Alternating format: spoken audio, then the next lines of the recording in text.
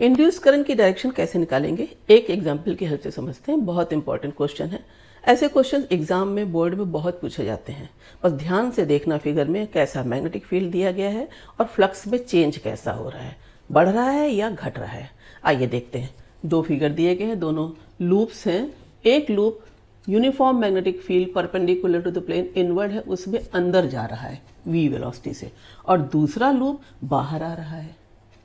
अब induce current produce ही क्यों होगी? क्योंकि जब भी rate of change of flux link with the close loop होता है उसमें इंड्यूस करंट प्रोड्यूस होती है। यही तो फैराडे लॉ है।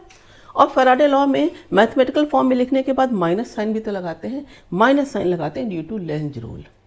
ये क्या बताता है कि अगर डेल्टा फाई नेगेटिव होगा तो माइनस माइनस मिलकर ईएमएफ क्या हो जाएगा? पॉजिटिव। यानी इंड्यूस्ड करंट ऐसे प्रोड्यूस होगी कि वो फ्लक्स को बढ़ाने की कोशिश करे।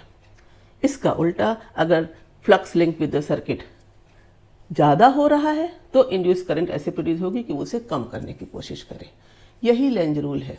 लेंज रूल यहाँ लिखा है, पोलैरिटी ऑफ इंड्यूस ईएमएफ कैसी होती है कि ये ऐसी करंट प्रोड्यूस करे जो चेंज इन मैग्नेटिक फ्लक्स को अपोज करे।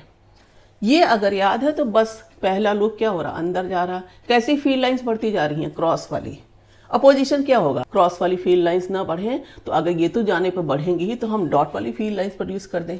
लूप में ऐसा होगा कि इस डायरेक्शन में इंड्यूस करंट प्रोड्यूस होगी कि डॉट मैग्नेटिक फील्ड हो, क्योंकि डॉट ही तो क्रॉस का अपोजिट है। तो अपने आप राइट हैंड थंब रूल से देखो, डॉट मैग्नेटिक फील्ड कब प्रोड्यूस होगा? जब कर्लिंग ऑफ द फिंगर किधर से किधर चलेगी? CBADC anti clockwise. तो फर्स्ट फिगर में direction of induce current anti clockwise हो गई। दूसरे फिगर में क्या हो रहा? क्रॉस कम हो रहा है, ये बाहर आ रहा है। कम हो रहा है क्रॉस, तो इसमें क्रॉस बढ़ना चाहिए। अपोजिशन तो यही होगा ना कि क्रॉस बढ़े एज पर लेंज रूल। अब क्या हो गया? डायरेक्शन ऑफ इंड्यूस करंट ऐसी होगी, कैसे? OPMNO, कि मैग्नेटिक फील्ड कैसे प्रोड्यूस हो? क्रॉस, यानी क्लॉकवाइज।